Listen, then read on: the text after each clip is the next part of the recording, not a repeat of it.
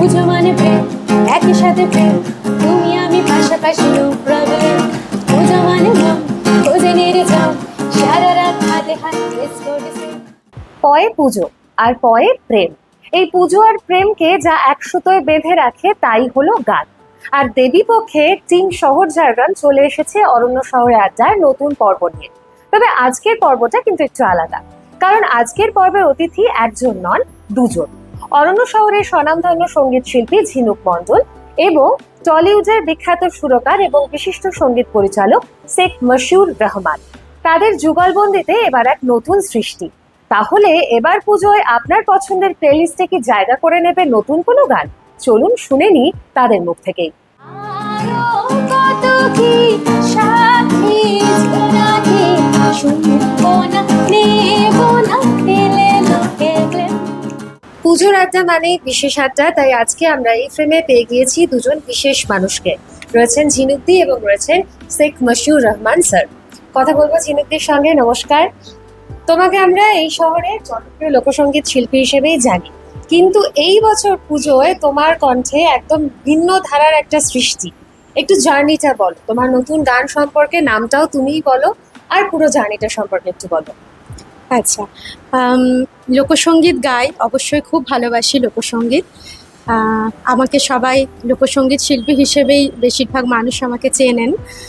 কিন্তু স্যারের সাথে যখন আমার আলাপ হয়, মানে মাসিউর রহমান দার সাথে, তো দাদা আমাকে একটা গান শুনিয়েছিলেন যে ঝিনুক, এই গানটা তুমি গাইতে পারো, তো তোমার কণ্ঠে ভালো লাগবে, তুমি যেহেতু ফোক গাও। আর এই গানটা আমি সেইভাবেই সেরকম কাউকে একটা চাইছিলাম, তো মনে হয় তুমি যদি গাও সম্ভবত খুব ভালো হবে। তো গানটা শুনলাম স্যারের কাছে, তো খুব ভালো লাগলো এবং তখনই মনে হলো যে না, গানটা আমি গাইবো। এবং মানে আমি বুঝতে পারছিলাম না ঠিক, আমি তো ফোক গাই, যে কতটা কিভাবে আমি এই গানটা গাইতে পারবো। কিন্তু মানে অনেক ধন্যবাদ দাদাকে, উনি আমাকে সবটা গাইড করে দিয়েছেন এবং উনি আমাকে দিয়ে করিয়ে নিয়েছেন বলতে পারো। তো মানে আমি ভীষণ হ্যাপি, খুব ভালো লাগছে যে গানটা আমি ওনার মতো করে গাইতে পেরেছি। এবং মানুষ গানটা যারা শুনেছেন, আমাকে অনেকে ফোন করেছেন এবং বলেছেন যে তুমি গেয়েছো, তোমার গলা। মানে অনেকেই অবাক হয়েছেন যে আমি এটা, মানে এটা আমার গান বা আমি এটা গেয়েছি। তো এই আর কি, এটাই জার্নি। গানটার নাম একটু বলো। গানটার নাম পুজো মানে প্রেম। পুজোয় মিষ্টি মিষ্টি একটু কম বয়সী ছেলেমেয়েরা সবাই একটুখানি, আমরা জানি আমরাও ওই বয়সটা পেরিয়ে এসেছি, তাই না? তো পুজোর যে একটা ভাইবস থাকে, একটা বেশ প্রেম প্রেম ব্যাপার, সেটা এই গানটার মধ্যে দিয়ে খুব ফুটে উঠেছে। তো সেজন্য গানটার নাম রাখা হয়েছে পুজো মানে প্রেম। একদম ভীষণ, নামটাও যেরকম মিষ্টি এবং গানটাও একই রকম ভাবে মিষ্টি। এবার একটু দাদার কাছে আসবো, আপনার কাছে জানতে চাইবো যে ঝিনুকদির সাথে আপনার এটা একদম প্রথম কাজ, তো এই কাজের অভিজ্ঞতা কিরকম বা গানটা সম্পর্কে আপনি একটু বলুন। বিষয়টা, অভিজ্ঞতা তো ভালো, সবসময় ভালোই হয়, কারণ নতুনদের দিয়ে কাজ করাতে আমার বেশি ভালো লাগে। এর কারণ অনেক কিছুই রয়েছে। প্রত্যেক মানে এই ধরনের সিঙ্গার যাদের ভিতরের ইচ্ছাটা প্রবল কিছু করার, কিন্তু হয়তো সেইভাবে সেই প্ল্যাটফর্ম পান না। তার ঝাড়গ্রামে আমি কর্মসূত্রে রয়েছি, তো আমার মনে হয়েছে যে ঝাড়গ্রামে যেসব ভালো শিল্পী রয়েছেন, গুণী শিল্পী রয়েছেন, তাদেরকে যদি আমরা মেন স্ট্রিম মানে মেন প্ল্যাটফর্মে নিয়ে আসতে পারি, তাহলে এটা একটা ভালো কাজও হয়। তো ঝিনুক ম্যাডাম যখন আমায় ফোন করে যে আপনার সঙ্গে সাক্ষাৎ করবো, দেখা করবো, আসুন। তো এই সেতু বন্ধনের কাজ কিন্তু একজন করেছে, ওনার নাম বলতেই হবে, সৌমেন মণ্ডল স্যার, এনাদের স্কুলেরই একজন টিচার। তো উনি আর কি যোগাযোগটা করিয়ে দিয়েছেন, ঝিনুক ম্যাডামকে আমার নাম্বার দিয়েছেন। উনি আসার পর ওনাকে গানটা শোনাই, পুজো মানে প্রেম একই সাথে প্রেম। তো এই যে ক্যাচি দুটো লাইন শুনে উনি খুব মানে হ্যাপি হয়ে গেছিলেন, যে যে না এটা খুব ক্যাচি ওয়ার্ড, ক্যাচি লাইন। তো স্যার এই গানটা আমি করবো, এটা যদি আপনি করেন। আমি বললাম, ঠিক আছে, আপনার টিম্বারটা তো একটু হাই পিচে গায়, যেহেতু ফোক গায়, তাহলে মোটামুটি আমরা আমাদের যে মেল যে ভোকাল, সেই ভোকালটা জেনারেলি একটু উঁচু হয়। তো সেখানে ওনাকে আমি বললাম এবং করাও হয়েছে, এবং উনি সেই পিচেতেই একদম জাস্টিস করেছে, ভালো গিয়েছে। এবং সেই গানটা আজকে প্রচুর মিউজিক্যাল মানুষ আমাকে ফোন করে বলছে যে না, কে মেয়েটি কে, ঠিক আছে। আমি বললাম যে ঝাড়গ্রামের এরকম মেয়ে। তো খুবই মানে পজিটিভ রেসপন্স পাচ্ছি। যতজন দেখেছে, সবে তো 3-4 ঘন্টা হয়েছে, যতজন দেখেছে যথেষ্ট ভালো রেসপন্স করছে। আশা করি আগামীতে আরও বেশি রেসপন্স পাবো। ঠিক আছে, আর কাজ করে খুব মজা লেগেছে, ভালো লেগেছে। উনি নিজে অভিনয়ও করেছে, কলকাতায় গিয়ে অনেক পরিশ্রম করেছে। ওনার পরিশ্রমটা অনেক বেশি, রোদ জল ঝড় বৃষ্টি যা আপনি দেখছেন সেইগুলো মাথায় নিয়েই উনি গেছেন কলকাতায়, গিয়ে কাজটা করে আজকে কাজটা রিলিজ হয়েছে। তো আজকে মনে হচ্ছে একটা ঠিক আছে, মানে উই আর সাকসেস। ভালো লাগছে, খুব ভালো লাগছে। এই ধরনের মিউজিক ভিডিও মানে সেখানে বহু মানুষের একটা সমন্বয়ের প্রয়োজন। তো আর কোন কোন মানুষ যুক্ত আছেন বা পুরো টিম সম্পর্কে একটু বলুন। অনেকেই যুক্ত আছেন গানটার সঙ্গে এবং প্রত্যেকের প্রতি আমার আন্তরিক কৃতজ্ঞতা। প্রথমেই বলবো মধুশ্রী এবং প্রীতিশের কথা, যারা মেন ভূমিকায় রয়েছে গানটিতে। দুজনেই ভীষণ মিষ্টি, খুব ভালো। আর ওরা যে কাজ করেছে এত ভালো, ওদের অভিনয় আমার সত্যি ভীষণ ভালো লেগেছে। আর আরও অনেকে যুক্ত আছেন, স্যার বলবেন। মিউজিক টিমটা যথেষ্ট স্ট্রং। সেখানে বিখ্যাত অ্যারেঞ্জার এবং সুরকার সুদর্শন দাস, সে অ্যারেঞ্জমেন্টটা করেছে। আর শৈবাল কর্মকার, উনি হচ্ছে মিক্স মাস্টারিংটা করেছেন। শৈবাল কর্মকারের সম্বন্ধে একটু বলি।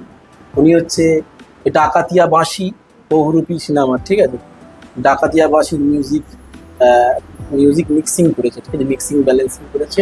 এবং রিসেন্টলি আপনার রক্তবীজ 2 ওই সিনেমার একটা হিট গান, সেই হিট গানটাও উনি মিক্স মাস্টারিং করেছে। তো এনাকে পেয়েছি আমাদের সঙ্গে, এটা আমাদের সৌভাগ্য।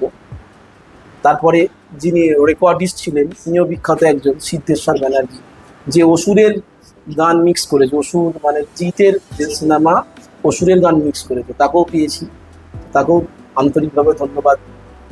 এবং আমাদের সঙ্গে যে বেস গিটারিস্ট ছিল ঋতদীপ, সেও ঝাড়গ্রামেরই ছেলে, ঋতদীপ পাল খুব সম্ভবত, ঋতদীপ পাল খুব ভালো ছিল, সে বেস গিটার বাজিয়েছে। তন্ময়ের স্টুডিওতে ওটা রেকর্ডিং হয়েছে, তন্ময়কেও এর জন্য ধন্যবাদ, সেও সময় দিয়েছে। কারণ প্রত্যেকের অবদান কিন্তু অনস্বীকার্য। প্রত্যেককে ছোট ছোট হয়তো তারা ভূমিকায় আছে, কিন্তু সেটা যথেষ্ট কালারফুল হয়ে যায় একটা সময়। ঠিক আছে, আর ভাইব্রেশন স্টুডিওতে রেকর্ডিং হয়েছে। সবচেয়ে ইম্পর্টেন্ট হচ্ছে উষা উত্তকজির স্টুডিও ভাইব্রেশন, সেখানে রেকর্ডিং হয়েছে। ফলে মিউজিক্যাল টিমটা পুরো কিন্তু খুব স্ট্রং। আমি কথার টিউনটা করেছি, ম্যাডাম দিয়েছেন, এই টোটাল মিউজিক্যাল টিম। তো এরা প্রত্যেককে যথেষ্ট দক্ষতার সঙ্গে কাজ করেছেন এবং তাদের বেস্টটা দিয়েছেন বলে আজকে আউটপুটটা এত ভালো এসেছে। গানটা কোথায় কোথায় শোনা যাচ্ছে সেটা একটু বল। গানটা ইউটিউবে তো শোনা যাবেই, গানের নাম দিয়ে, আমার নাম দিয়ে, তাছাড়া লিঙ্ক আমার শেয়ার করে দিয়েছি সব জায়গায়। অলরেডি সবাই দেখেছেন, অনেকেই ডিজিটাল প্ল্যাটফর্মে আছে গান, সবাই শুনতে পারবেন সেখানে। যারা শুধু গানটা শুনতে চাইবেন, ভিডিও ছাড়া শুধু গান শুনতে পারবেন। পুজোয় আশা করি গানটা সবাই শুনবেন, আর ছেলেমেয়েরা রিলস বানাবে অবশ্যই। তো এই আর কি। তোমাদের এই নতুন যে প্রোডাকশন, তার জন্য তো অনেক শুভকামনা থাকলোই আমাদের তরফ থেকে। ধন্যবাদ। এরপর একটু তোমাদের সম্পর্কে জানতে চাইবো এবং কথা বলবো। আর তুমি দীর্ঘদিন ধরে সঙ্গীত চর্চা করছো, তো শুরুটা কবে থেকে বা সেই সময় পরিবারের সমর্থন কতটা ছিল? শুরুটা ছোটবেলা থেকেই, বাড়িতেই গান শেখানো প্রথম শুরু। তখন অনেকটাই ছোট, সম্ভবত 3-4-এ পড়ি, তখন থেকেই আমার গান শেখা শুরু। এবং তখন আমার প্রথম গুরু ছিলেন দ্বিজেন্দ্রনাথ চক্রবর্তী। তো স্যার আসতেন এবং তখন না মানে ভাল লাগতো না গান করতে। ছোটবেলা ওই কি সারেগামাপা স্যার শেখাচ্ছেন, ইন্টারেস্ট পাচ্ছি না, একটু গান করব সারাক্ষণ এই বলতাম। প্রচণ্ড বকা দিতেন, একটু ভুল করলে এই হাত উঠে যেত, এই মারবো, ঠিক কর, এইভাবে শুরু হয়েছিল। তো আস্তে আস্তে যে ভালো লাগা, যখন আস্তে আস্তে বুঝলাম যে এইটা না করলে আমি গান তো গাইতেই পারবো না, এটা তোমাকে আগে করতে হবে, এটা যে বুঝলাম। এবং আস্তে আস্তে স্যার গান দিলেন, সেই গানগুলো তুললাম, গানের পরীক্ষাটা দিলাম, এইভাবে শুরু হয়েছিল। এবং পরবর্তীকালে লোকসঙ্গীতের প্রতি আমার একটা ভীষণ রকমের টান ছিল।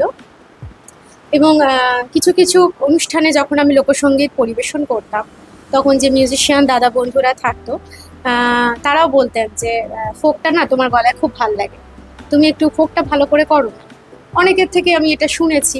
তখন আমারও মনে হলো যে হ্যাঁ সত্যি তো, আমি তো শুধু এটা নিয়েই এগোতে পারি। তো তখন আমি অভিজিৎ বসু, আমার গুরু, মাননীয় অভিজিৎ বসু, ওনার কাছে আমি গেলাম। এবং ঝাড়গ্রাম থেকে কলকাতা ক্লাস করতে যাওয়া, এবং তখন অলরেডি আমি একটা স্কুলে পড়াই, আমি গোপীবল্লভ পড়েছিলাম, তখন প্রথম শুরু করি ওনার কাছে ক্লাস। তো স্কুল করার পরে এরকম যেতাম শনিবার দিন বিকেলে, এবং রবিবার ক্লাস করে আবার ঝাড়গ্রাম আসতাম ফিরে। যথেষ্ট কষ্ট হতো, কিন্তু করতেই হতো, এটা নিজের জন্যই করা, মানে আরও যাতে ওনার থেকে আমি সমৃদ্ধ হতে পারি, এবং লোকসঙ্গীতের যে ব্যাপক মানে প্রসার, সেটা সম্পর্কে কিছুটা হলেও যদি ওই সমুদ্রের মাঝে একটু যদি মানে কিছু জল যদি নিয়ে আসতে পারি, সেইভাবেই শুরু হয়েছিল আমার লোকসঙ্গীত চর্চা। এবং পরবর্তীকালে দেখলাম যে লোকসঙ্গীতটা আমার ভীষণ ভালো লাগছে, এবং আমি এটা নিয়েই এগোতে পারি। তো এত পরিমাণে মানে অনুষ্ঠান করেছি, এবং বেশিরভাগটাই লোকসঙ্গীতের ওপরেই করেছি পরবর্তীকালে। তো মানুষ আমাকে সেজন্য লোকসঙ্গীত শিল্পী হিসেবেই চেনেন সবাই। এই আর কি, এটাই আমার জার্নি। এবার দাদার কাছে একটু জানতে চাইবো, দীর্ঘ 15 বছর ধরে আপনি টলিউডের মিউজিক ইন্ডাস্ট্রির সঙ্গে যুক্ত আছেন। তো এই যে একটা দীর্ঘ যাত্রা, এবং পাশাপাশি আপনার উপর একটা সরকারি দায়িত্বভার রয়েছে, দুটো সামলে এগিয়ে চলা, কবে থেকে এই যাত্রার শুরু, বা এই দীর্ঘ যাত্রায় যদি কোনো টার্নিং পয়েন্ট রয়েছে সেটা একটু বলুন। একদম, বিষয়টা খুবই সহজ ছিল না। শুরুতে কিন্তু খুব স্ট্রাগল হয়েছে। স্ট্রাগল ইন দ্য সেন্স, সবাই স্ট্রাগল করে। তো আমিও করেছি। শুরুতেই আমি যে মিউজিক ডিরেক্টর হব এই ভাবনা ছিল না, যে গান ভালোবাসি, গান লিখি, এগুলো ছিল। তো আমার গুরুদেব হচ্ছে জিৎ গাঙ্গুলি। মানে জিৎ গাঙ্গুলির গান শোনার পর আমার মনে হচ্ছে যে এত ভালো গান হতে পারে বাংলা। তার আগে আমি বাংলা গান শুনতাম, কিন্তু এইভাবে যে ভালোবেসে শোনা, রবীন্দ্রসঙ্গীত ছাড়া আর তেমন কিছু গান শোনা হয়নি সেইভাবে।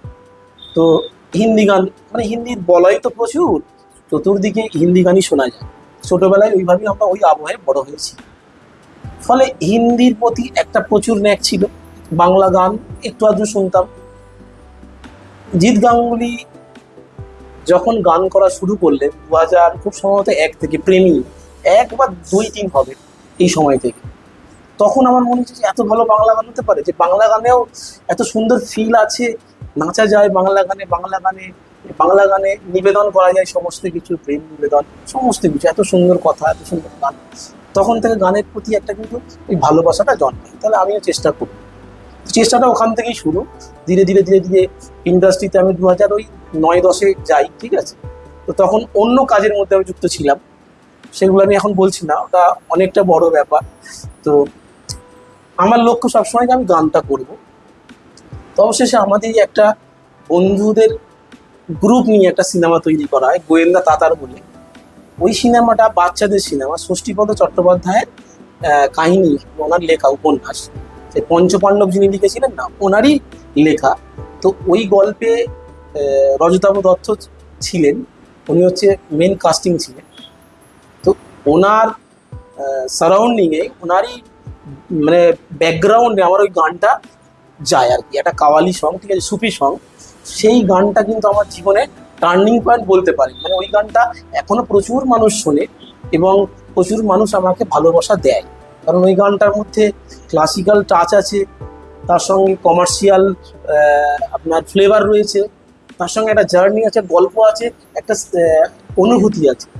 একটা বাচ্চা মেয়ের বেড়ে ওঠা, একটা দস্যুর কাছে বা ডাকাতের কাছে, ডাকাত চেঞ্জ হয়ে যাচ্ছে একটা বাচ্চা মেয়ের প্রেম পেয়ে, সে বাচ্চাটা তার নয়, কুড়িয়ে পেয়েছে।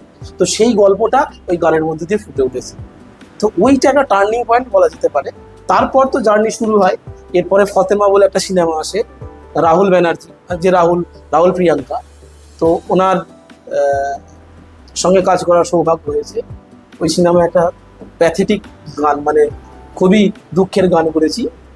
সেইখানে ওই গানটাও খুব রেসপন্স পেয়েছি, মানুষ ভালোবাসা দিয়েছে। তারাই তারাই দেখা হবে, তারাই তারাই বলে গানের কথা, মেয়েটি মারা যাচ্ছে, তারপরে গানটা হয়। তো এই গানে প্রচুর আমি মানুষের ভালোবাসা পেয়েছি।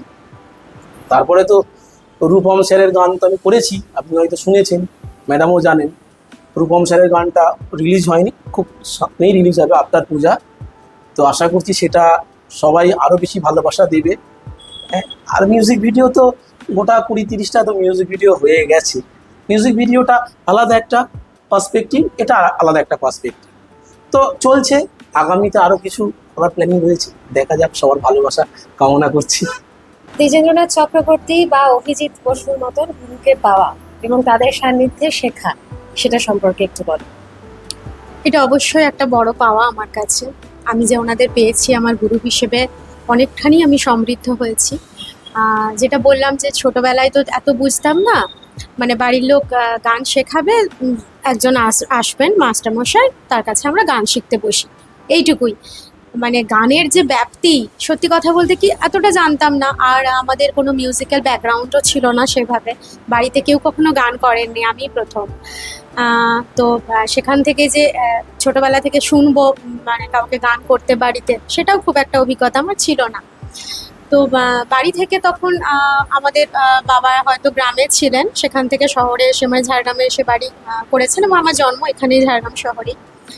হয়তো বাবা মার ইচ্ছে হয়েছিল যে গান শেখাবেন, এবং সেখান থেকেই আমাদের গান শেখা। আর তার পরবর্তীকালে আমি যখন অনেকটা বড়, বললাম তো তখন আমি অলরেডি চাকরি করছি, সেই সময় আমি অভিজিৎ বসুর কাছে যাই, এবং স্যারের সান্নিধ্য অসাধারণ।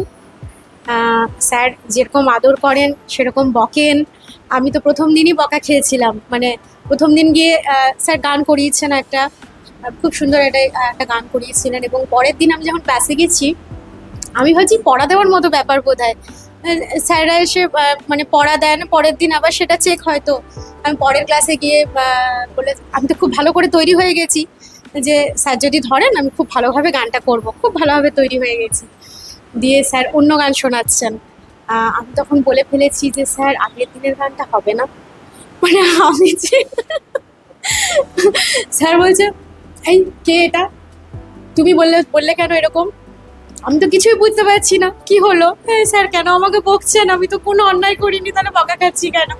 তখন স্যার বললেন, আমাকে পরে বোঝালেন যে আমার যেদিন যেটা ইচ্ছে হবে আমি সেই গানটা করাবো, ওই গানটা আমি আবার অন্য দিন করাবো, তুমি কতটা জেনেছো কতটা শিখেছো আমি সব বুঝে নেবো, তোমাকে চিন্তা করতে হবে না, আমি ঠিক তোমার থেকে নিয়ে নেবো। হ্যাঁ, এই যে ব্যাপারটা, এটা আমি পরে জানলাম। কিন্তু মানে স্যারের ভালোবাসাটাও ততখানি। আমি যে এত দূর থেকে যাই, যেন খেয়ে এসেছো কিনা, কিছু খাবে, সঙ্গে সঙ্গে ফ্যান ট্যান চালিয়ে দিয়ে আরও অনেক ছেলেমেয়েরা আসতো, অনেক দূর দূর থেকেই অনেকে আসতো, শান্তিনিকেতন, বর্ধমান, বিভিন্ন জায়গা থেকে স্যারের প্রচুর স্টুডেন্টস আসতেন, এবং তাদেরকে সবাইকে বন্ধু হিসেবে পেয়েও আমার ভীষণ ভালো লাগতো। সম্প্রতি জুবিন গার্গের অকাল মৃত্যু, এবং সেটা আমাদের সবার কাছে অত্যন্ত দুঃখের এবং সঙ্গীত জগতের অপূরণীয় ক্ষতি। সেই মানুষটির সঙ্গেও আপনার কাজ করার সৌভাগ্য হয়েছিল, একটু তার সঙ্গে কাজ করার অভিজ্ঞতা যদি ভাগ করে নেন। সত্যি এখানে মানে বলার ভাষা নেই, এই ধরনের একজন কিংবদন্তি মানুষকে আমরা হারিয়েছি, সেটা খুব অসময়ে। তো জুবিনদার সঙ্গে কাজ করার একটা দারুণ মুহূর্ত আছে, গল্পও আছে। প্রথমে যখন প্রডিউসারের সঙ্গে কথা হয় যে গানটা কে গাইলে ভালো হয়, তো আমি বলেছিলাম যে অরিজিৎ সিং গাইলে তো ভালো হয়, মানে আমার চাওয়া তো অরিজিৎ সিং, মানে সব কম্পোজারই সেটা চাইবে। তো তখন উনি বললেন না, ওনার যে পারিশ্রমিক সেটা তো খুব মুশকিল হয়ে যাবে, তো অন্য সেকেন্ড অপশন হলে অবশ্যই ঠিক আছে, জুবিন গার্গ, কারণ উনি বাংলা বিষয়টা অনেক ভালো বোঝেন, বাংলা গান, বাংলা আবেগের সঙ্গে ওনার কণ্ঠটা খুব ভালো যায়, প্রচুর হিট আছে। তো বললো ফোন করা হোক, বলে জুবিনদার ম্যানেজারের সঙ্গে কথা হয়েছে এই ব্যাপার। তো বললো যে হ্যাঁ উনি কলকাতায় আসছেন, একটা ডেট বলেছিল, ডেটটা খুব মনে পড়ছে না, যে অমুক ডেটে উনি আসছেন, তাহলে ওই সময় ওনার গানটা রেকর্ডিং করে নেওয়া, ঠিক আছে, এখানে প্রোগ্রাম আছে, কনসার্ট করার পর ওনার গানটা গাইয়ে নেবে, ঠিক আছে। তো আমরা সেই হিসাবে জুবিনদার সঙ্গে কথাও হয়েছে যে দাদা তুমি আসছো, আমরা স্টুডিও বুক টুক সব করে নিয়েছি, ঠিক আছে, এবার অপেক্ষা করছি জুবিনদার, ফাইনালি জুবিনদার সঙ্গে মিট হবে। জুবিনদাকে কাছাকাছি আমি দেখিনি এর আগে, আর ওই রকম একটা লেজেন্ড, ঠিক আছে, তার সঙ্গে সাক্ষাৎ করাটাও আমার কাছে অনেক বড় পাওয়া। তো অপেক্ষা করছি, তো এলেন আমাদের মিউজিক স্টুডিওতে এলেন, আসার পর বলছে, আমাদের যে ডিরেক্টর ছিল তার সঙ্গে ওনার ভালো যোগাযোগ ছিল, উনি বলছে যে এই শোন না, আজকে না আমি গান গাইতে পারবো না। তো আমাদের মাথায় হাত, গান গাইতে পারবে না জুবিনদা? আমি সবাইকে বলে রেখেছি জুবিনদার সঙ্গে আমি কাজ করছি, তো গান গাইতে পারবো না, আমার গলার অবস্থা খুব খারাপ, মানে আমি কথা বলতে পারছি না, গান করবো কি করে? আরে দাদা, স্টুডিও টুডিও বুক করা হয়ে গেছে, তো একটা খরচারও ব্যাপার আছে, তারপরে একটা এক্সপেকটেশন, সামনে থেকে গাওয়াবো। বুঝেছে, চিন্তা করিস না। আমাকে বলছে তুই চিন্তা করিস না, তুই গানটা পাঠিয়ে দিবি, ঠিক আছে, প্লাস মাইনাস আমাদের একটা টেকনিক্যাল ব্যাপার আছে, প্লাস মাইনাস করে পাঠাবি, সে আমি করে তোকে দিয়ে দেবো, আজকে আমি কিন্তু পাচ্ছি না, ক্ষমা কর। বলে জুবিনদা উঠে গেলেন, টাটা বাই বাই, ভালো থাকিস বলে চলে গেলেন। আমার তো সেই কাঁদো কাঁদো অবস্থা, যে এই ধরনের একটা মানে মানুষের সঙ্গে কাজ করব, সেই কাজটা সাক্ষাৎ ছবি তুলবো, ভিডিও করব, সেই মজাটা আর হলো না, মানে এতটাই ভেঙে পড়েছিলাম। বা গানটা কি ওরকম হবে? আমি নেই, আমি গানটা করে পাঠাবো, আমি তো সিঙ্গার নই। এবার আমি থাকলে আমি নোটসগুলো বা এইগুলো ইমোশনগুলোকে বোঝাতে পারবো, যেমন অন্বেষাকে করিয়েছি আমি, ঠিক আছে, অন্বেষার জুবিনদা দুজন, এটা ডুয়েট আছে, ঠিক আছে। তো হলো না, মন খারাপ করে চলে আসি। আসার পর ওই বাড়িতে গিয়ে ফোন করেছে, এতটাই ভদ্র মানুষ, কিরে পাঠা? আমি বললাম হ্যাঁ পাঠাবো দাদা, এখন আমি গানটা করে পাঠাই, গানটা করে পাঠা। বলে আমি আমার মতো যেমন করার আমি করে, ঠিক আছে, প্লাস মাইনাস করে পাঠিয়েছি। তো বলছে যে আজকে নয়, তোর কাজটা আমি 5 দিন পর ধরবো, আমার কণ্ঠটা ঠিক করে।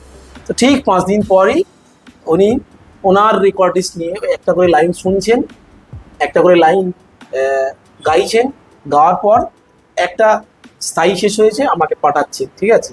এইভাবে আমার সঙ্গে এই রিলেশনশিপ। এবার আমার ওনার কণ্ঠ শুনে আমি জাস্ট মানে ফেটে গেছি, যে কি গাইছি। জুবিনদা তো খুব হাই পিচে করে, এটা একদম মানে কুমার শানু যেমন মিডল অক্টেভে গায়ে, ঠিক ওই রকম ভাবে ওই গানটা ওই রকম, আর ওই লেভেলে ওয়েটেজ কি হয়েছে, ঠিক আছে। তো করে পাঠিয়েছে, মার্ভেলাস, সবার এক কথাই পছন্দ। তো আমরা বললো দাদা একদম ঠিকঠাক, বললাম আমারটা পাঠিয়ে দে। সে তো পাঠিয়ে দেবো বলে, এই একটা মজার সম্পর্ক তৈরি হয়েছে। কিন্তু খুব আফসোস, দাদাকে গানটা আর শোনাতে পারলাম না, মানে এখনো রিলিজ হয়নি, সেটা কিছু কারণে সেটা এখনো আনরিলিজড রয়েছে। কিন্তু আমি সেদিনকে দাদাকে লিখেছি, শ্রদ্ধার্ঘ্য নিবেদন করেছি, দাদা তোমার গানটা আমি যেদিনকে রিলিজ করব, তুমি আমাদের সঙ্গেই থাকবে, তুমি সেই গানটা শুনবে তুমি। এটা একটা অপূরণীয় ক্ষতি। আর আমার এসব মানুষের সঙ্গে কাজ করার পর না, হয় না যে একটা কনফিডেন্সও বেড়েছে, তার সঙ্গে অভিজ্ঞতাটা একটা জায়গায় এসেছে, না তার মানে আমি, এনারা আমার গানটাকে পছন্দ করছেন, তার মানে আমি চেষ্টা করছি, আমার চেষ্টাটা একটা জায়গায় গিয়ে মানে রূপ পাচ্ছে, এটা ভালো লাগে। তো দাদা যেখানে থাকুক ভালো থাকবে, দেখা হবে তারাই। ঝিনুকদের কাছে একটু জানতে চাইবো যে রবীন্দ্রসঙ্গীত থেকে ঝুমুর, আবার ভাওয়াইয়া থেকে কীর্তন, একই কণ্ঠে এতগুলো ধারার নিজস্বতা কিভাবে বজায় রাখবো? রবীন্দ্রসঙ্গীতের কিছু ভাঙা গান রয়েছে। লোকসঙ্গীতের আমরা যে ফোক মিউজিকে মাস্টার্স করেছি রবীন্দ্রভারতী বিশ্ববিদ্যালয় থেকে, এবং সেখানে আমরা ওগুলো শিখেছি। তো যে কিভাবে ভাঙা গানগুলো লোকসঙ্গীত হলো, এবং সেইখানে যে রবীন্দ্রসঙ্গীতে থেকে কিভাবে চেঞ্জ হলো একটু প্যাটার্নটা একটুখানি, বা গায়কিটা, সেটা আমরা শিখেছি। এটা তো শেখার বিষয়, অবশ্যই নিজের থেকে তো কিছু করা যায় না। তো এগুলো গুরুদের থেকে আমরা সমৃদ্ধ হয়েছি, এবং আমার যে গুরু ছিলেন তাদের থেকে আমি সমৃদ্ধ হয়েছি। আর কিভাবে করি বলতে, ওই যেটা বললাম যে ওই গুরু শিক্ষা আর কি। ভাওয়াইয়া গানের এক ধরনের প্যাটার্ন, বিভিন্ন গানের যে প্যাটার্ন, সিলেটি সঙের এক ধরনের প্যাটার্ন, ছাদ পিটুনি গান সেটা এক ধরনের হবে। তারপর উচ্চারণ, যেটা মেন, কোথাও স উচ্চারণ হবে, যেমন ঝুমুর আমাদের এই অঞ্চলের উচ্চারণ একরকম হবে, আবার কোথাও জ, যেমন যাইবো। হ্যাঁ, এই ধরনের যে উচ্চারণের পার্থক্যগুলো এলাকা অনুযায়ী, অঞ্চল অনুযায়ী, সেগুলো প্রচুর শোনা, গান শোনা, এবং অবশ্যই ওই গুরুদের থেকে সেই শিক্ষাটা অর্জন করা, যে কোথায় কিভাবে এটা হতে পারে, এবং প্রচুর ঘুরে বেড়ানো, বিভিন্ন জায়গায় যাওয়া, এটা করতে হয়। হ্যাঁ, তো সেখানকার মানুষ জনের সাথে মেশা, কথা বলা, এগুলো অবশ্যই করি। যখনই সময় পাই ছুটে বেড়াই এদিক ওদিক, এবং সেখানকার স্থানীয় মানুষদের সাথে মিশি, কথা বলি। যে উচ্চারণের পার্থক্য, এটা তো ভীষণ ম্যাটার করে লোকসঙ্গীতে, কারণ লোকসঙ্গীত মানেই মানুষের গান, সাধারণ মানুষের গান, খেটে খাওয়া মানুষের গান, ঘরে বসে তৈরি করা গান। তো যার জন্য যে স্থানীয় মানুষ তারা যে ভাষায় কথা বলছেন, তারা যেভাবে উচ্চারণ করছেন, সেইগুলো গানের মধ্যে মানে অবশ্যই ফুটে আসবে, এই ব্যাপারটা মাথায় রেখে চেষ্টা করি। যেমনটা আপনি বললেন যে রূপম ইসলাম থেকে শুরু করে একদম তরুণ প্রজন্মের শিল্পী অন্বেষা, সবার সঙ্গে কাজ করার একটা অভিজ্ঞতা, নিশ্চয়ই প্রত্যেকটা কাজ থেকে নতুন কিছু শেখেন, কিভাবে সমৃদ্ধ হন সেটা একটু বলুন। একদম, বিষয়টা একটু খুলে বলি। প্রত্যেকের কাজের ধরন আলাদা আলাদা, প্রত্যেকটা ইন্ডিভিজুয়াল আলাদা আলাদা ক্যারেক্টার নিয়ে রয়েছে, তো প্রত্যেকের কাছ থেকে শেখার আছে। আমি যদি প্রথম থেকে বলি যে জুবিনদার কথা আমি বললাম, তার কাছ থেকে আমি কি পেয়েছি। অন্বেষার সঙ্গে কাজ করে আমার যেটা ভালো লেগেছে যে খুব ডাউন টু আর্থ, এবং উনি ওই রকম একজন গুণী গায়িকা। তিনি কিন্তু একবারও এটা বুঝতে দেননি যে আমি নতুন কম্পোজ করেছি, এবং বলছেন যে মশিউদ্দা তুমি যেমন বলবে আমি তেমনটাই করব, তুমি কি চাইছো। তো আমার অনেকগুলো জায়গায় কোশ্চেন ছিল, হয়তো উনি ভালো গিয়েছিলেন, আমার মনে হচ্ছে যে না আমি এটা চাইছি না, আমি এই নোটটা চাইছি, অন্বেষা তুমি যদি এটা গিয়ে দাও, সেটাই গিয়েছে। তো এইখান থেকে আমার মনে হয়েছে যে এনারা এত উঁচুতে গিয়েও এতটা ডাউন টু আর্থ, এই জন্যই মনে হয় এরা আরো উঁচুতে উঠে যাচ্ছে। তো এটা আমার খুব ভালো লেগেছে, সেই দিনের অভিজ্ঞতাটা আমার পথের পাথেও। আর রূপমদার কথা বলবো কি, রূপমদা তো একজন রকস্টার, বাইরে থেকে মানুষটাকে দেখলে মনে হয় খুব রাগী, কিন্তু এত ভালো মানুষ, এত ডাউন টু আর্থ। আমি একটু রেকর্ডিংয়ের একটু গল্প বলি, খুব ভালো লাগবে। আমি ওনার নিজস্ব রেকর্ডিং স্টুডিও আছে, ঠিক আছে, বেলঘড়িয়ায়। হ্যাঁ, তো ওখানে গিয়ে স্টুডিওতে যখন গেলাম তখন দেখলাম দাদা তখনও আসেনি, তারপরে এসে আমাকে চেনেন, নামে চেনেন, মশিউর বলে একটু বুকে জড়িয়ে নিলেন। আর বলো চল ঠিক আছে, আজকে তুমি আমার গুরু। কে বলছি? রূপম ইসলাম বলছি। আজকে আমি সঙ্গে সঙ্গে পাটা ধরে নিলাম, দাদা তুমি কি বলছো, চল চল চল বলে এবার গানটা শুরু হয়েছে। গানটা কে লিখেছে? আমি লিখেছি। সুর কে করেছে? না আমি করেছি, আমার সঙ্গে আমার এই বন্ধুটা আছে। বললো বাহ খুব ভালো, তাহলে শুরু করা যাক। তাহলে হ্যাঁ নিশ্চয়ই। বলছি তাহলে শিখি। আমি এই শব্দটা শোনার পর না আমি মানে স্টান্ড হয়ে গেছি। শিখি মানে? শেখা আমাকে? বাচ্চা ছেলের মতো বলছে কে? রূপম ইসলাম, রূপম ইসলাম বলছে শিখি, শেখা। দাদা তুমি কি বলছো? না না বল না কিভাবে এটা করেছিস, কি করছিস, ঠিক আছে। তো আমরা বলে যাচ্ছি বোকার মতো, বলতে বলতে উনি ওইভাবেই কপি করে যাচ্ছে। তারপরে এখন দাদা কিছু মনে করবে না, কথা বলবো, আমি তোমার সেই প্রাণটা পাচ্ছি না। বলছে যে তুই যেভাবে শেখাচ্ছিস সেভাবে আমি বলছি, তাহলে আমার শেখানোর দরকার নেই, আমার শেখাতে আমি তোমাকে কি শেখাবো? তুমি একটা ইনস্টিটিউট, তোমাকে আমি শেখাবো, তুমি তোমার মতো গাও, মানে সেটা বল, সেটা করছি। এবার গাইলে যখন গানটা তো হিস্ট্রি হয়ে গেল, ঠিক আছে। আর দাদা আমি এটাই চাইছি। তো আমার একটা জায়গায় মনে হচ্ছিল দাদা এইটা আমার এই নোটটা দরকার, ঠিক আছে। তো দাদা বলে এটাই চাইছিস, ঠিক আছে, ওটা করে দিল। তো 1.5 ঘন্টায় গান কমপ্লিট, এভরিথিং কমপ্লিট। তো আমি ওখান থেকে শিখলাম যে গাছ যত বেশি ফল দেয় সে তত বেশি মাথা নিচু করে থাকে। এটা আমার শিক্ষা, এটা ওনাদের কাছ থেকে আমি পেয়েওছি। তার মানে আমরা কিছুই নই, মানে আমরা কিছুই নয়, তার না নষ্ট, তার নোকের যোগ্য নয়। সে মানুষ বলছে শিখি আয়। আমরা একটু কিছু হয়ে গেলে আমরা একটু চেষ্টা করি যে নিজেদেরকে খুব শো অফ করার, এটা না ওখান থেকে শিখেছি। না এ ঠিক নয়, মানে আলটিমেট তো কিছুই নয়, এক্সট্রিম বলে কিছু নেই, অনেক শেষ নেই। তাহলে আমাদের অনেক শিখে যেতে হবে, অনেক কিছু করতে হবে, করে যাব। মানুষের ভালো লাগলে সেই ভালোবাসাটা পাবো, সেই ভালোবাসাটাই অনেক। তোমার নিজস্ব লোকগানের দল রয়েছে, তার নাম সবুজিয়া। তো সেই সবুজিয়ার যাত্রা শুরু কিভাবে, বা বছরের কোন সময় সবচেয়ে বেশি অনুষ্ঠানের চাপ থাকে? সবচেয়ে বেশি অনুষ্ঠানের চাপ থাকে ডিসেম্বরে, এবং পুজোর সময় তো অবশ্যই। ডিসেম্বরে এই কারণেই থাকে কারণ ওই সময় ঝাড়গ্রামে প্রচুর পর্যটকরা বেড়াতে আসেন এবং বিভিন্ন রিসর্টে তারা থাকেন, এবং সেখানে ঝাড়গ্রামের যে সংস্কৃতি, লোকসংস্কৃতি, ঝুমুর, এছাড়াও অন্যান্য লোকগান, এটা শোনার একটা চাহিদা থাকে। আর যারা কলকাতা থেকে আসছেন আমাদের এখানে, তারা অবশ্যই আমাদের এখানকার মাটির গান শুনতেই ভালোবাসবেন। সেজন্য ডাকটা আমার ডিসেম্বর, জানুয়ারি এই সময়টাই সব থেকে বেশি আসে বিভিন্ন জায়গা থেকে। আর সবুজিয়া আমার একেবারে হাতে গড়া, একদম আমাদের অনেকেই যুক্ত আছেন। আমি সকলের নামই বলতে চাই। অভিজিৎ কুণ্ডু আছেন, রঞ্জন সাহু আছেন, প্রসাদ চক্রবর্তী আছেন, আমাদের গিটারিস্ট, এছাড়াও ঋতদীপ আছে, সুরজিৎ আছে, এইভাবে শীতল আছে, শিলদা থাকেও। তো এদেরকে নিয়েই একটা দল, গানের দল আমার আছে, যেটার নাম সবুজিয়া। এবং মূলত আমি লোকগানটাই গাই। সবাই ভীষণ ভালো, সবাই এবং ভীষণভাবে সাপোর্ট করে সবাই। এরা না থাকলে আমি দলটা সত্যি করতেই পারতাম না, এবং এদের সাপোর্ট পেয়েই আমার আজকে এত দূর এগিয়ে যাওয়া। অবশ্যই, কারণ একটা দল তো একা কেউ চালাতে পারবে না, তাই না? একটা দল মানে অনেকগুলো মানুষ, একটা সমষ্টি। তো প্রত্যেকেই ভীষণ সহযোগিতা করেন। প্রত্যেকের প্রতি আমার আন্তরিক কৃতজ্ঞতা, অনেক ভালোবাসা আমি সবাইকে জানাই। তারা আজকে হয়তো এখানে উপস্থিত নেই, কিন্তু দেখবেন অবশ্যই এটা। তো এইভাবেই আমার গড়ে ওঠা। এবং দল কিভাবে তৈরি করলাম বলতে, ওই যেটা বলেছিলাম, লোকসঙ্গীত নিয়ে প্রথম দিকে এতটা ভাবিনি। পরের দিকে ভাবলাম যে আমি শুধু লোকসঙ্গীত নিয়েই এগিয়ে যাব। তো সেইভাবেই দলটা আমার গড়া এবং নাম দেওয়া সবুজিয়া। ঝাড়গ্রামের মাটিতে দাঁড়িয়ে গান তৈরি করা এবং তারপর কলকাতা, শান্তিনিকেতন সহ বিভিন্ন জায়গায় সেই গান পরিবেশন করা, শ্রোতাদের কাছ থেকে কেমন সাড়া পাও? অবশ্যই খুব ভালো লাগে, অনেক ভালোবাসা পাই।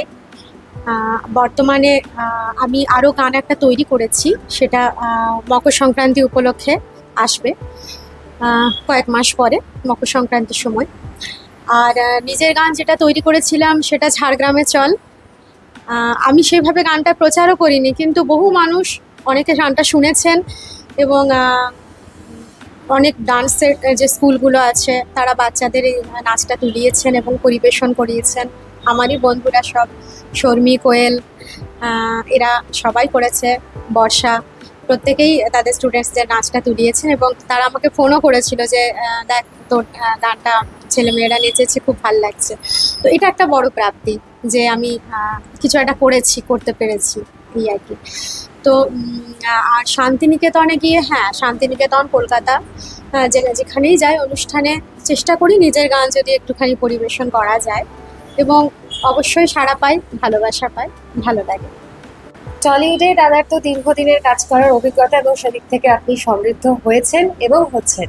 তো লোকসঙ্গীত নিয়ে কি কোনো কাজ করার পরিকল্পনা রয়েছে বা করবেন বলে ভেবেছেন? সমৃদ্ধ বলতে চেষ্টা করছি, এখনো প্রচুর কাজ করতে হবে। টলিউড বলুন, বলিউড বলুন, চেষ্টা তো চলবেই, চলতে থাকবেই। হ্যাঁ, তবে লোকগানের প্রতি আমার একটা আলাদা টান আছে। এটা মাটির গান, তো মাটির কথা বলে, আর এই সুরের মধ্যে একটা অদ্ভুত মায়া জড়িয়ে আছে। তো আমাদের ঝিনুক ম্যাডামের সঙ্গে যখন আমরা একসঙ্গে প্রজেক্ট করছি, তিনি যখন ফোক গান, আমার চিন্তা ভাবনা আছে যে ধরনের ফোক গান কিছু তৈরি করা, ফিউশন হতে পারে, সেটা ফোক ফিউশন। হয়তো পিওর ফোক তো কোনো কিছু নয়, আমরা যখন তৈরি করি যে কোনো জিনিস, সেটা আর ফোক নয়। ফোকটা হচ্ছে প্রচলিত, সেটা অনেক বছর ধরে চলে আসছে, এটাই ফোক। কিন্তু আমরা যখন ফোক বলে আমরা ফোক গান তৈরি করেছি, এটা মনে হয় বলাটা ভুল হয়, আমরা ফিউশন করেছি।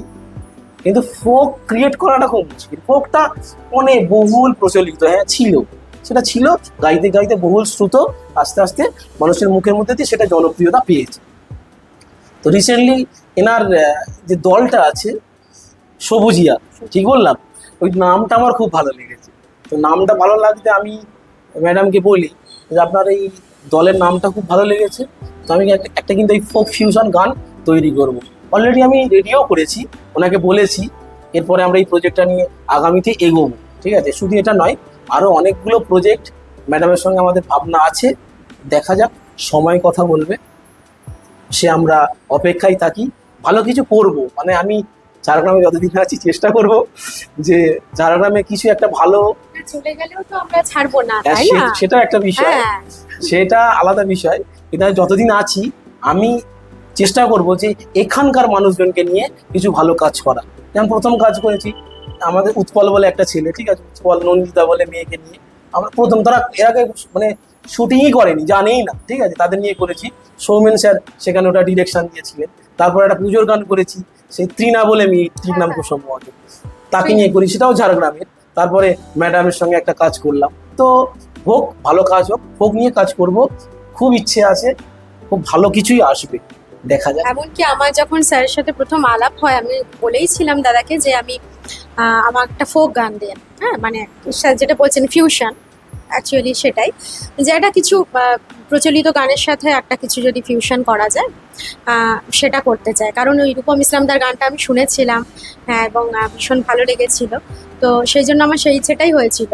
কিন্তু স্যার যখন আমাকে এই গানটা শোনালেন, পুজো মানে প্রেম, তখন আমার মনে হলো যে না, এটা ট্রাই করা যেতে পারে। ভীষণ ভালো, খুব মিষ্টি একটা গান।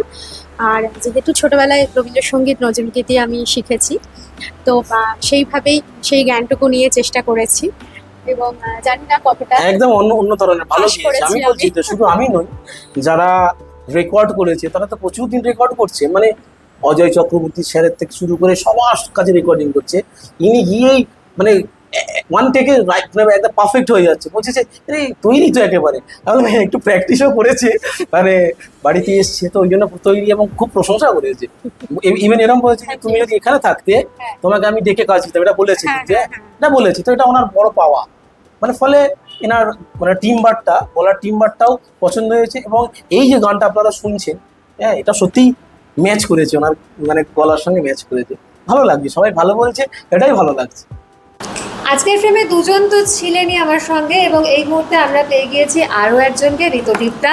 নমস্কার। তো যেহেতু ঋতুদীপ্তার হাতে গিটার আছে এবং আমার পাশেই শিল্পী মানুষ বসে রয়েছেন, তো গান তো শুনবই। তার আগে ঋতুদীপ্তাকে একটু জিজ্ঞেস করব যে এবছর পুজোর একদম নতুন গান পুজো মানে প্রেম, সেখানে তুমিও একটা পার্ট, তোমার নিজের অংশটা সম্পর্কে একটু বলো এবং এক্সপিরিয়েন্সটা একটু ভাগ করে নাও আমাদের সঙ্গে। এক্সপিরিয়েন্স তো ভালো হলো না, কিন্তু বেশ ভালো হয়েছে বলতে পারি। বেশ বাজিয়ে বেশ মজা পেয়েছি। রাত জেগে রেকর্ডিং করেছি, ভোরবেলায় ঘুমিয়েছি, বন্ধুর বাড়িতে সব কিছু হয়েছে, তাই ফ্যাসিলিটি ভালো ছিল। আর পুজোর গান, এটা একটা এক্সাইটিং ব্যাপার, মজার গান, প্রেম আছে, আর তার সঙ্গে একটা থ্রিলও আছে। বাজিয়ে বেশ মজা পেয়েছি, খুব ভালো লাগলো বাজিয়ে। প্রথম কাজ করলাম ঝাড়গ্রাম থেকে। আর স্পেশাল থ্যাঙ্কস টু এনাকে, এই মানুষটা যার জন্য মানে গানটা জন্ম থেকেই আমি ছিলাম, একদম বিগিনিং থেকেই ছিলাম। তো উনি আমাকে অনেক করে বলেন যে তোমাকেই বেসটা বাজাতে হবে, অন্য কেউ বাজালে হবে না। তো আমি চেষ্টা করলাম, এবার সবাই ভালো লাগলে হলো। ভালো বাজিয়েছে, অবশ্যই। থ্যাঙ্কস। অবশ্যই ভালো বাজিয়েছে, সবাই বলছে, ভালো মিউজিশিয়ানরাও বলছে না ভালো বাজিয়েছে। তাহলে আর সময় নষ্ট নয়, এবার একদম গানটা শুনবো।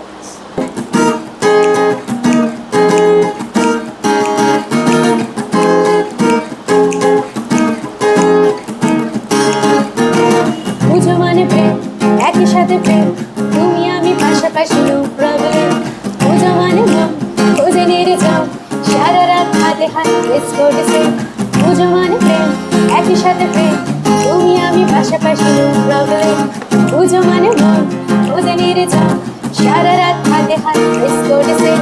আরো কত কি সাথী জোনাকি, আরো কত কি সাথী জোনাকি, শুনবো না নেব না দিলে লোকে প্রেম, শুনবো না নেব না দিলে লোকে প্রেম। পুজো মানে প্রেম, একই সাথে প্রেম, তুমি আমি পাশাপাশি নো প্রবলেম। পুজো মানে মন খোঁজে নেড়ে যাও, সারা রাত হাতে হাত বেশ করেছে প্রেম। পুজোর আড্ডাতে এরকম একটা গান থাকলে আর কি বা চাই, মানে এটাই সবকিছুকে একদম সম্পূর্ণতা দেয়। তবে আমরা শুনবো না, নেবো না কারোর ব্লেম, এটা তো ঠিক আছে, বাট এই গানটা তো আমরা সবাই অবশ্যই শুনবো, এবং আমাদের প্লেলিস্টে তো এই গান অবশ্যই জায়গা করে দেবে, কারণ এত মিষ্টি এবং এত সুন্দর এই গানটা। সমকালীন প্রজন্মের কাছে লোকগানের আবেদন ধরে রাখতে গেলে ফিউশন কতটা জরুরি বলে আপনারা মনে করেন? প্রশ্নটা দুজনের কাছে। ফিউশন তো হচ্ছে, অনেকেই করেছেন, এবং বর্তমান প্রজন্ম কিন্তু নিচ্ছেও। আমি এমনও দেখেছি তারা একটা গান, ধরুন আগে ছিল প্রচলিত গান, অনেক পুরনো লোকগান, সেটা নতুনভাবে কেউ তৈরি করেছেন, অবশ্যই কোনো ভালো শিল্পী সেটা গেয়েছেন, তৈরি করেছেন। মানুষ মানে আমি ইয়াং জেনারেশনের কথা বলছি, তারা শুনছে গানটা, মজা নিচ্ছে, অথচ জানে না যে এটা এক প্রচলিত একটা লোকগান থেকে এসেছে।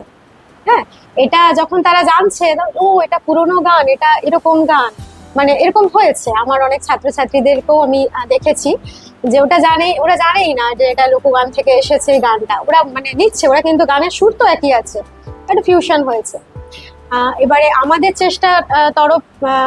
আমাদের তরফ থেকে যেটা চেষ্টা থাকবে সেটা হলো যে বিভিন্ন অঞ্চল ভেদে যে বিভিন্ন ধরনের গান আছে, তাই না, যেমন ভাওয়াইয়া, ভাটিয়ালি, জারি, শাড়ি, হ্যাঁ, হ্যাঁ, আরো অনেক ঝুমুর, আপনাদের এখানে একদম একদম।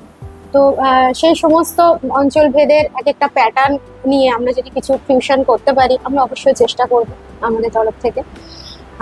জানি না মানুষ কতটা কি নেবেন আমাদের প্রচেষ্টা, তো দেখা যাক, সেটা সময় কথা বলবে।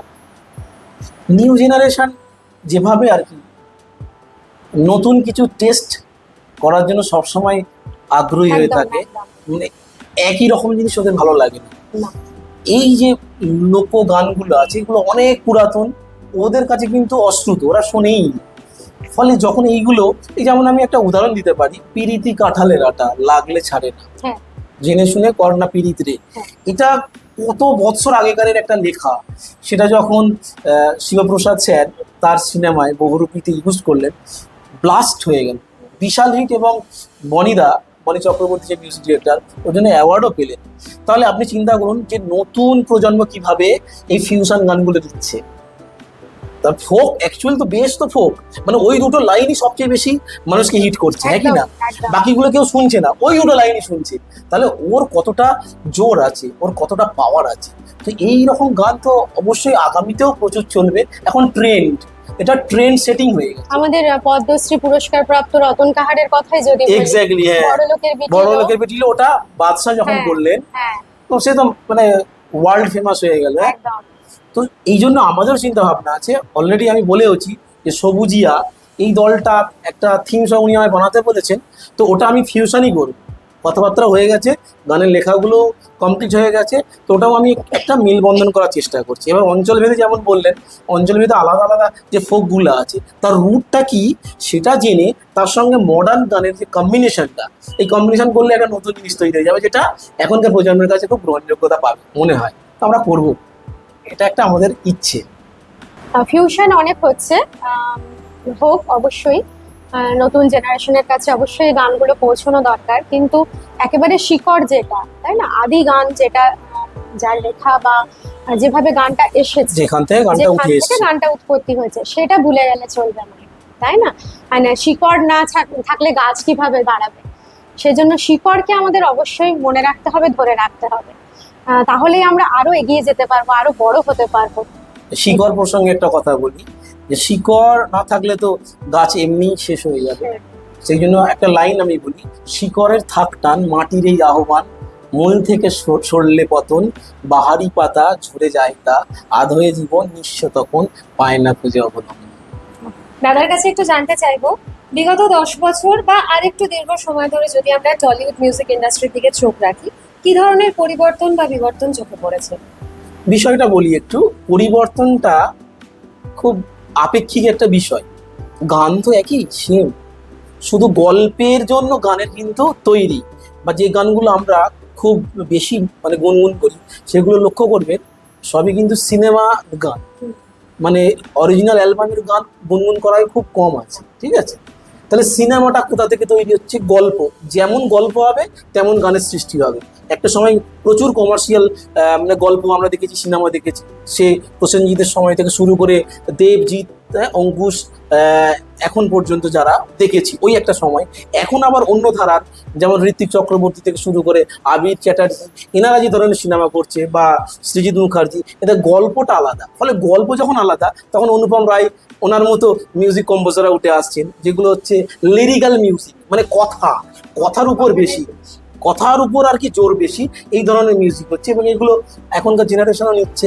ফলে এরপরে যখন আবার কমার্শিয়াল ট্রেন্ড চলে আসবে, তখন দেখবেন কমার্শিয়াল গান আসছে। ফলে গানের আমূল যে পরিবর্তন ঘটেছে আমি বলবো না, এটা সাবজেক্টের পরিবর্তন ঘটেছে, সাবজেক্টের নিরিখে গান তৈরি। এগুলো তো অর্ডারই গান, সিনেমার গান মানে অর্ডারই গান। এই যে গানটা, এটা অর্ডারই নয়, এটা মন থেকে বেরিয়েছে, এটা অরিজিনাল অ্যালবাম। কিন্তু এই যে সিনেমার গান আমি যেটা করেছি রূপম ইসলাম স্যারকে নিয়ে, ঠিক আছে, সেটা কিন্তু অর্ডারই গান। একটা আমাকে গল্পটা বলা হয়েছে, ওর মধ্যে কিন্তু আমাকে বাধ্য হয়েছে। আমূল পরিবর্তন মানে গানের পরিবর্তন হয়নি, কনসেপ্টের পরিবর্তন হয়েছে। একদিকে শিক্ষকতা, তার সঙ্গে তুমি একজন মা এবং শিল্পী জীবনের দায়িত্ব, শেখার দায়িত্ব এবং মানুষকে গান শোনানোর দায়িত্ব, এই সব কিছু একসঙ্গে সামলাও কি করে? অবশ্যই ব্যাপারটা খুব কঠিন, এবং যেটার ওপরে সব থেকে এটা নির্ভর করে সেটা হচ্ছে সময়, টাইম ম্যানেজমেন্ট। তো এই প্রসঙ্গে লালন সাঁইয়ের একটা গান আমার মনে পড়ছে, রুডাই, আমি একটু শোনাই।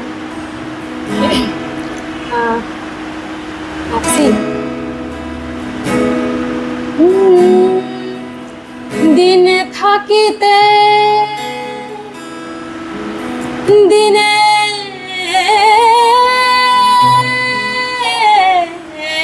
সাধন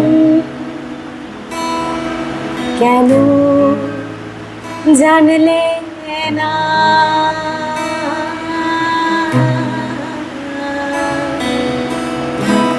সময় গেলে সাধন হবে না, ওরে হবে না, হবে না,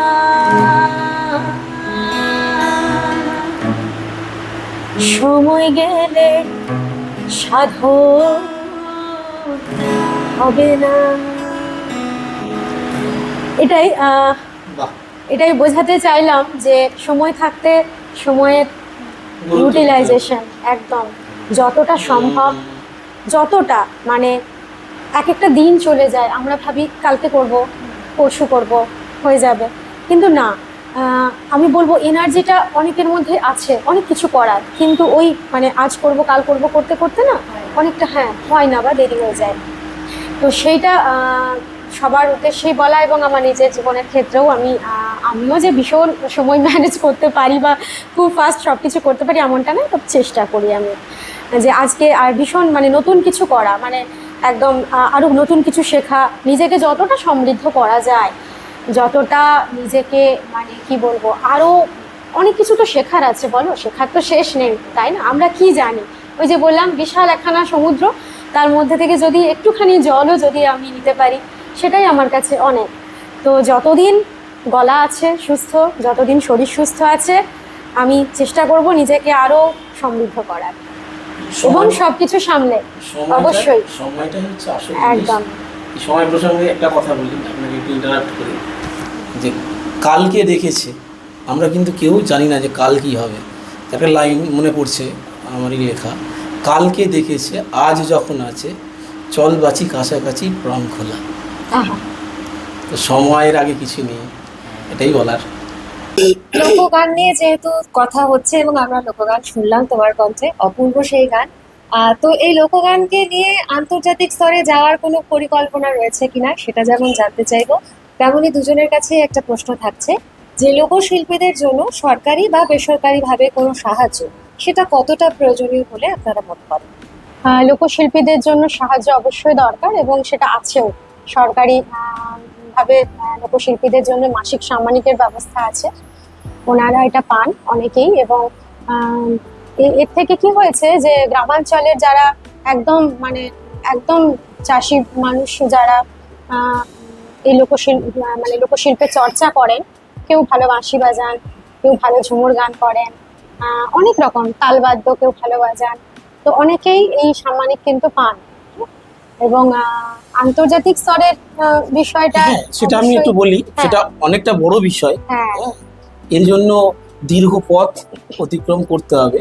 তবে ভালো, প্রশ্নটা খুব ভালো, যে এই যে লোকশিল্প, এটাকে বাঁচিয়ে রাখতে গেলে কি করা দরকার। আমাদের যারা আমরা একটু কাজ করছি, আমাদের করতে হবে কি, এই ধরনের মানুষের পাশে গিয়ে দাঁড়াতে হবে। কীভাবে দাঁড়াবো আমরা? ধরুন, তারা অনেকেই কিন্তু সরকারি অনুদান পাচ্ছেন, আবার অনেকে এমন আছেন সরকারি অনুদান পাচ্ছেন না, অনেকে এই শিল্পের উপরই বেঁচে আছেন। তো ফলে ধরুন যৎসামান্য যে অনুদান পাওয়া যাচ্ছে, সেই অনুদানটা হয়তো কোনো কোনো ক্ষেত্রে তাদের কাছে এনাফ মনে হচ্ছে না। তো তাদের শিল্পটাকে যদি আমরা মানে থ্রু মিডিয়াম, এখন মিডিয়ার যুগ, আমাদের এখন মানে ডিজিটাল প্ল্যাটফর্মের জামানা, সেখানে আমরা যদি তাদের কোয়ালিটিটাকে আমরা তুলে ধরতে পারি, ঠিক আছে, সেটা যে কেউ করতে পারে, সেটা আপনি করতে পারেন, সেটা ম্যাডাম করতে পারে, সেটা আমি করতে পারি। তার কোয়ালিটিটা, যেমন ক্রেডিট দেওয়া, একটু আগে কথা বলছিলাম আমরা যে যিনি সৃষ্টিকর্তা তার ক্রেডিট দিতে হবে আগে, তেমনি যিনি বাঁশি বাজাচ্ছেন বা যিনি ধরুন অনেক কিছু, বাঁশি ছাড়া অনেক কিছু বাদ্য, যে ঢোলক, ঠিক আছে, ঢোলক বাজাচ্ছে, ধামসা যে বাজাচ্ছে, তাদের কত পরিশ্রম, সেগুলোকে যদি আমরা নিয়ে যেতে পারি, ধরুন তাদেরকে একটা যদি মানে আন্তর্জাতিক মঞ্চ না হলেও ন্যাশনাল প্ল্যাটফর্মও নিয়ে গেলে, তাদের ওই যে ন্যাশনাল প্ল্যাটফর্মে গেলে তারা যদি কিছু মানুষের সংযোগে এসে আর্থিক সহযোগিতাটা পায়, তাহলে তাদের এটা খুব বড় হবে তাদের জন্য। কারণ মানুষকে তো বাঁচতে হবে, খেয়ে বাঁচতে হবে, তার জন্য কিছু যদি মানে করা যায়, তো আমরা সবসময় আছি। জানি না কিভাবে করব, তবে চেষ্টা আছে বলেই আজকে মানে কলকাতার পাশাপাশি আমি কিন্তু ঝাড়গ্রামে এসেও কাজ করছি, মানে এবং আরও কাজ করব, অনেকগুলো প্রজেক্ট একসঙ্গে করব, সেখানে এখানকার যে লোকশিল্প আছে বা শিল্পী আছে তাদেরকে নিয়েই কাজ করব, এবং একটু আগামীতে কিছু ভালো কাজ করে বিশ্ব দরবারে যদি পৌঁছে যায়, তো এর থেকে ভালো পাওয়ার কিছু হবে না। এবার একটু ঋতদিকদার সাথে কথা বলবো। নিশ্চয়ই।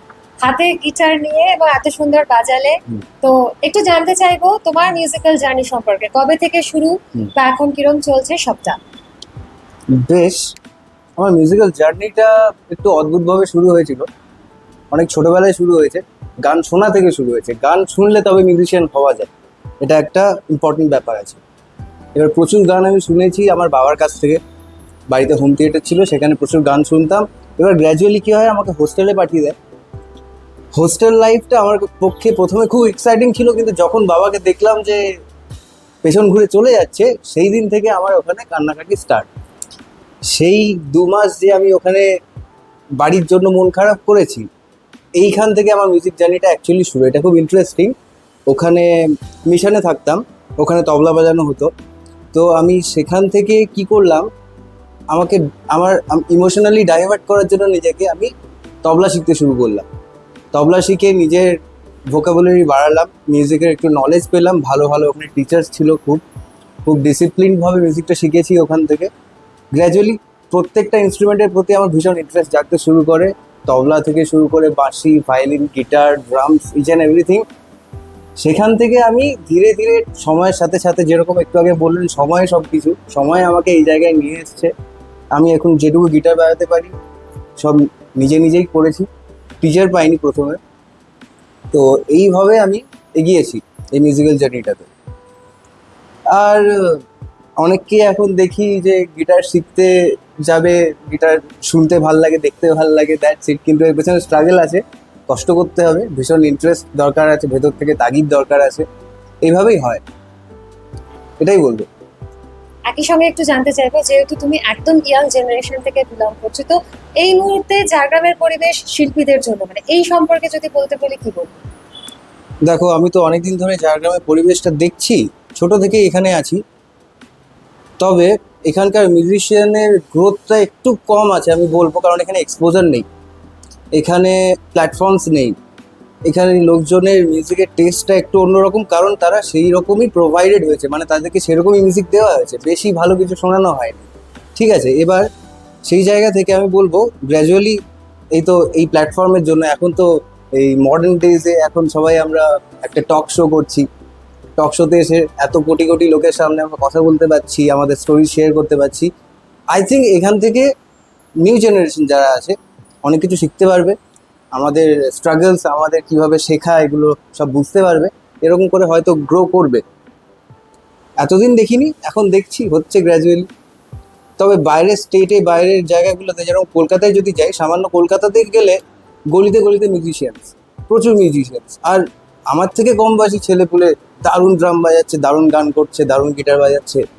এগুলো দেখে খুব ইন্সপায়ার হয়েছি আমি যেহেতু বাইরে যেতে পেরেছি। যারা পাচ্ছে না তারা এই প্ল্যাটফর্মে হেল্প নেবে, ইউটিউবে হেল্প নেবে, অনেক মিউজিশিয়ানস আছে, অনেকেই আছে যাদেরকে দেখে তারা ইন্সপায়ার হতে পারবে, এটাই বলবো। একটা বিষয় আমি জানতে চাইবো দীপের কাছেই, মানে আমি দেখি যে কম বয়সী ছেলেরা মানে সবার পিঠে একটা করে গিটার নিয়ে ঘুরে বেড়াচ্ছে, হ্যাঁ, হ্যাঁ। কিন্তু আমি যখন খুঁজি, ধর তুই নেই, হ্যাঁ, সুরজিৎ নেই, প্রসাদ নেই, আমার সঙ্গে যারা থাকে, আমি যখন খুঁজতে বেরোই যে আমার গিটারিস্ট লাগবে, আমি কোথাও পাই না, কেন? মানে এটা কেন হচ্ছে?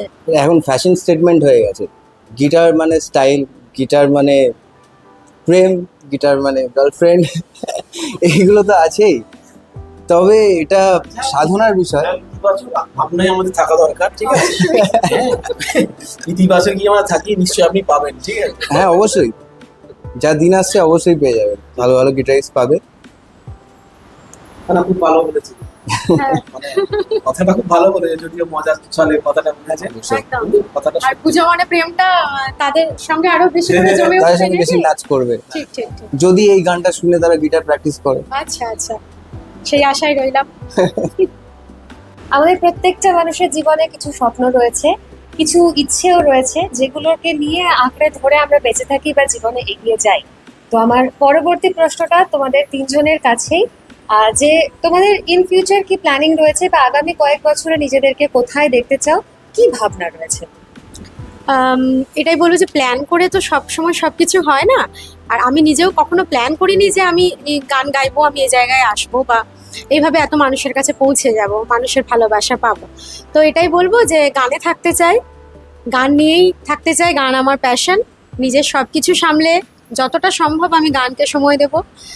আর কোথায় দেখতে চাই নিজেকে, এরকম কোনো অ্যাম্বিশন আমার নেই, আমি চেষ্টা করে যাব, তাই না? আর কর্ম করলে ফল নিশ্চয়ই পাবো কিছু, সেই আশায় রইলাম। এবার একটু দাদার থেকে জানতে একদম খুব ভালো বলেছেন। ভবিষ্যৎকে আমরা কেউ বলতে পারবো না যে ভবিষ্যতে কি হবে, কারণ আমরা জানি না যে কালকে সূর্যটা যখন উঠবে সেটা আমি দেখতে পাবো কিনা আমি জানি না। ফলে এভাবে বলাটা সত্যি কঠিন। তবে হ্যাঁ, প্রত্যেকের একটা ইচ্ছা থাকে, সেই ইচ্ছা তাগিদে বলতে পারি যে আগামীতে অনেক ভালো ভালো কাজ করব, ভালো ভালো কাজের অপশান আমার কাছে আছে। আর আমি নতুনদের নিয়ে কাজ করব, নতুনদের নিয়ে কাজ করতে ভালোবাসি, তাদের উৎসাহটা আমার বেশি ভালো লাগে। এর কারণ হচ্ছে তারাও মানে সামহাও তারাও মনে করে যে আমাকে দেখাতে হবে যে আমার কিছু কোয়ালিটি আছে। হ্যাঁ, শো অফ নয়, কিন্তু ভিতরের প্রত্যেকের আছে, প্রত্যেকটা ইন্ডিভিজুয়ালের নিজেকে প্রকাশ করা প্রকাশে আমি আমার যে কোয়ালিটি আছে সেটা মানুষ জেনে আমাকে বলুক, তারা ভালোও বলুক খারাপও বলুক, সমালোচনাও করুক, কিন্তু গঠনমূলক সমালোচনা করুক, সবাই চায়। তো আমিও সেই রকম, আমিও ব্যতিক্রম নই। তা আগামীতে আমার কিছু বলিউড কাজ করার প্ল্যানিং আছে, কথাবার্তাও চলছে, টলিউডের কাজ তো করছি, তারপরে আঞ্চলিক গানও করব, কিছু অরিজিনাল অ্যালবামসগুলোও করব। আর এসব মানুষের সঙ্গে আরও দেখা যাক না, মানে এটা সত্যি বলা খুব মুশকিল। কোথায় যাব, কি হবে, কেউ বলতে পারে না, ঠিক আছে? মানে সময়ই বলে দেবে যে কে কোথায় যাবে, ব্যাস, এর থেকে আর বেশি কিছু বলার নেই। ঋতুদীপদা। আমার ক্ষেত্রে যদি বলি, একটা ভিশন তো আছে, ভিশনটা না থাকলে হয়তো আমি এত দূর এগোতে পারতাম না, গিটারটা হাতে নিয়ে বাজাতে পারতাম না। সেই ভিশনটা হচ্ছে যে আমি অ্যাজ এ মিউজিশিয়ান কিছু মানুষকে দিয়ে যেতে চাই, কিছু আমার ক্রিয়েশন এমন কিছু থাকবে যেটা আমি মানুষকে শোনাতে পারবো, মানুষ সেটা ভালোবাসবে, পছন্দ করবে, এরকম কিছু একটা আমি দিয়ে যেতে চাই। এইটুকুই আমার ভিশন আছে। আর সেটা যেন খুব পারফেক্ট হয়, সেটা যেন খুব আমার বেস্টটুকু, আমার 100%টুকু আমি দিতে পারি, এটাই আমার ভিশন। আমি এই জায়গাতে নিজেকে দেখতে চাই, এর বেশি কিছু বলার নেই। অনেক ধন্যবাদ তোমাদের সবাইকে, তোমাদের কাছ থেকে আজ প্রচুর তথ্য জানলাম এবং অনেক কিছু শিখলাম। আর তার থেকেও বড় কথা, যে গানটাকে কেন্দ্র করে আমাদের আজকে আড্ডা শুরু হয়েছিল, পুজো মানে প্রেম, তো সেই গানটা তো এবছর আমাদের পুজোর সঙ্গী। তুমি আর কিছু বলতে চাও গানটা নিয়ে? গানটা নিয়ে এটাই বলবো, দর্শক বন্ধুদের বলবো যে সবাই গানটা শুনুন, লাইক করুন, শেয়ার করুন, কমেন্টস করুন, খুব ভালো লাগবে। এটাই আপনাদের থেকে আমাদের চাওয়া, তাই না? আর প্রত্যাশায় আছি যে আপনারা সবাই শুনবেন, আপনাদের খুব ভালো লাগবে আশা করছি। দাদা কিছু বল। একদম, পুজোতে গানে থাকতে হবে, প্রেমে থাকতে হবে। পুজো মানেই প্রেম, প্রেমটা তো সব বয়সের মধ্যেই রয়েছে, শুধু একটা বয়সকে আমরা কিন্তু ইন্ডিকেট করিনি, সব বয়সের মধ্যেই রয়েছে প্রেম। সবাই গানটা শুনুন, আনন্দ করুন, শেয়ার করুন বেশি বেশি, যাতে শিল্পী উৎসাহ পায় এবং আমরাও উৎসাহিত হয়ে আরও ভালো কাজ করতে পারি। শহর ঝাড়গ্রাম তাদেরকে ধন্যবাদ এবং ওটিটি মিউজিককে ধন্যবাদ জানাই, কারণ এরা না থাকলে হয়তো এত ভালো আমরা কাজটা করতে পারতাম না। ধন্যবাদ আপনাদেরকেও ধন্যবাদ। এবং ওটিটি মিউজিককে। ভালো থাকবেন, শুভ শারদিয়া। অরণ্য শহরে আড্ডার আজকের পর্বে আমরা কথা বললাম ঝিনুকদির সঙ্গে, সঙ্গে ছিলেন মসিউরজি এবং আমরা পেয়েছি ঋতুদীপদাকে। এবং সদ্য তাদের একটি কাজ মুক্তি পেয়েছে যার নাম পুজো মানে প্রেম। এবং আগেই যেভাবে আমরা শুরু করেছিলাম যে পয়ে পুজো পয়ে প্রেম এবং গিটার, গার্লফ্রেন্ড, প্রেম সমস্ত কিছু নিয়ে এই পুজো জমজমাট হোক। আপনাদের সবার এই কাজের জন্য টিম শহর ঝাড়গ্রামের তরফ থেকে অনেক শুভকামনা থাকলো। আপনারা এইভাবেই সৃষ্টিতে থাকুন এবং আমাদের আরো ভালো ভালো গান উপহার দিন। যে কাজটি প্রকাশিত হয়েছে তার জন্য যেরকম আমাদের শুভকামনা থাকলো, সেরকম আপনাদের ভবিষ্যৎ শিল্পী জীবনের জন্য আমাদের তরফ থেকে অনেক শুভকামনা থাকলো। আর দর্শক বন্ধুদের বলবো আপনারা অরণ্য শহরে আড্ডা দেখতে থাকুন, শুনতে থাকুন। আমরা এরপর আবার নতুন কোনো গল্প নিয়ে ফিরে আসবো। শারদোৎসবের শুভেচ্ছা সবাইকে, সবাই ভালো থাকুন, পুজো ভালো করে কাটান। নমস্কার। ধন্যবাদ। আরো কত কি সাথী জোনাকি, আরো কত কি সাথী জোনাকি, শুনবো না নেব না দিলে লোকে প্রেম, শুনবো না নেব না দিলে লোকে প্রেম। পুজো মানে প্রেম, একই সাথে প্রেম, তুমি আমি পাশাপাশি নো প্রবলেম। পুজো মানে মন খোঁজে নির্জন, সারা রাত হাতে হাত